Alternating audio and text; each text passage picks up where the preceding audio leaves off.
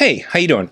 So I wanted to have a quick conversation with you for just a second so that you could understand exactly where I'm coming from and what's going on inside this mind here to be able to put us in the place where I'm trying to create this content that I'm hoping will help you move toward happiness and move away from your pain and suffering into this more blissful state. And I want to talk to you about the path of the master. Now, note that I did not say at that moment that I am a master of anything, but I will say that I'm attempting to walk the path of the master. And there's a huge difference. Now, I see mastery as mastery of self, no matter what it is, a mastery of tennis, a mastery of crossword puzzles, a mastery of happiness.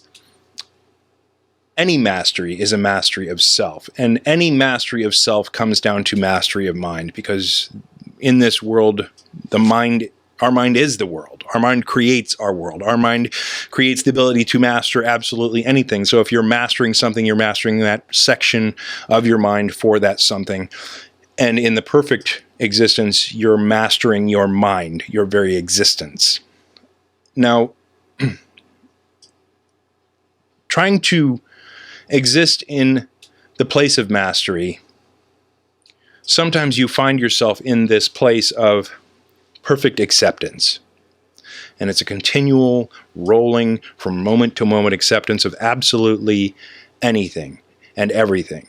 And whatever is, and including the things that could be happening to you that you would judge as positive, the things that are happening to you that you could judge as negative. That judgment doesn't even exist. It's simply an acceptance of absolutely whatever happens to you or around you or out in the world away from you that has nothing to do with you. It's an acceptance. You know, we all know that the last step of the grief process is acceptance, where everything is okay again.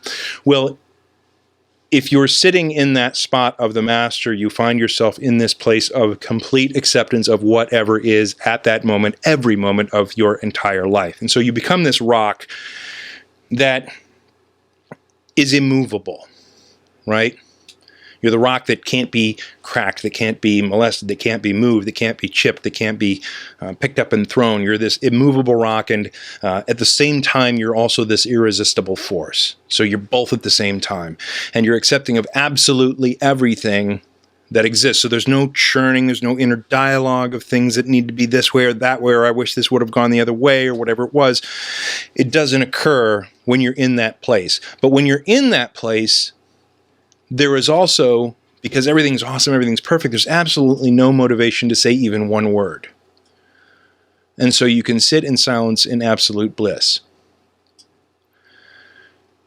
Now, the next iteration of the reality of the world, right? We go out and we do things, and we say things, and we talk to people, etc. There has to be a motivation there. There has to be an attachment that you put on. Like, for instance, I do this web page, I do the podcast, and the mobile app, and the online products, and all this stuff for people to try to move to happiness. I have to put on the attachment that I want you to be happy, or I want to help bring you to the space of being a more happy and blissful person, which will then, make you an amazing business person, amazing parent, amazing, relationship and lover, etc.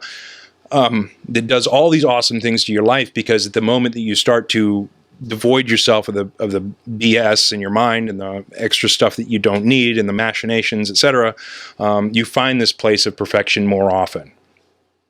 That kind of explains the process of why I'm not a lot more zen in front of you guys a lot more often. Like, because the master really sits in a place of a bliss and really doesn't talk a whole lot. And when he teaches, it comes from, this really calm, peaceful voice that can drone you to sleep.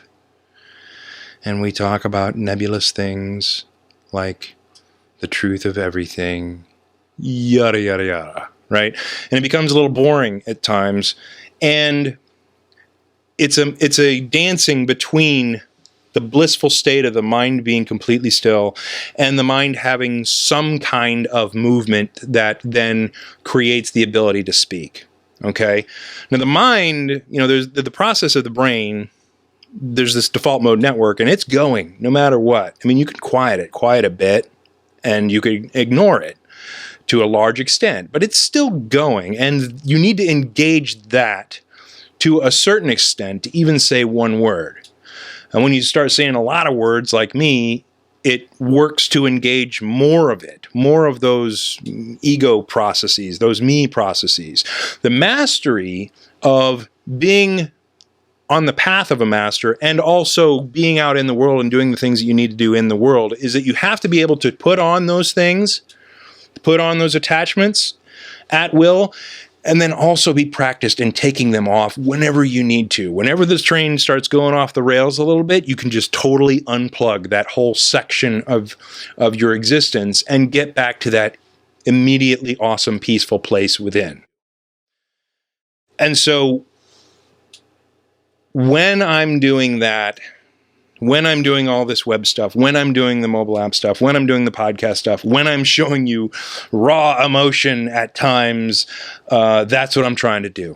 I'm trying to put on the world and the attachments and the frustrations and let those things go a little bit without letting them go off the leash, so to speak.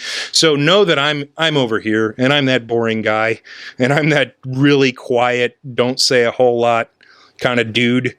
But in order to make it interesting, I've got to put on a little bit of the world. I've got to put on these attachments. I've got to be this a little bit of turbulent personality to convey the energy that especially the folks who are kind of in the crazy car on the roller coaster, they need to be able to identify.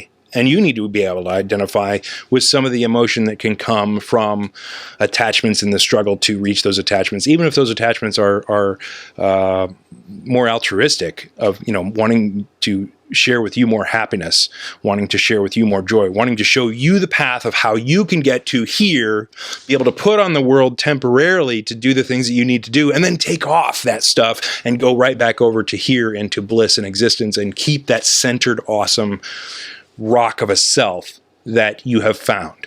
Because a lot of people find this and then they slide right back into this, and then they're a train wreck again forever. They remember this, they wish they could get back to this, but they don't figure out how to do that, be able to slide back into this, to be able to say the words that they need to say, do the actions that they need to do, achieve the goals that they need to achieve to feed their family or maintain their relationships or whatever, and then get back over here when they need to.